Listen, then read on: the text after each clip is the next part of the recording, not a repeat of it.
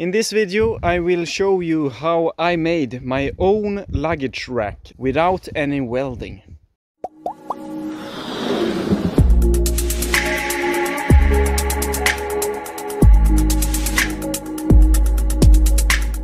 This is my new project. I'm going to make a luggage rack that goes from the sissy out here like this and like that, and it will be removable. So I have had thoughts of buying a new sissy bar with the luggage rack, but it's quite expensive.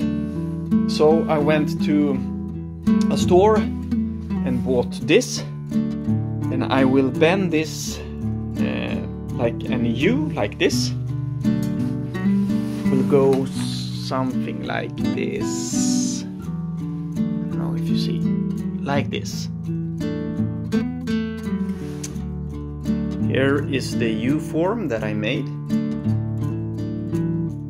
It's obviously too long here, but I'm trying to figure out how long I want the luggage rack to be. Here I have cut it to the length that I wanted and mount it to the sissy bar. And then I made a small U for the inside.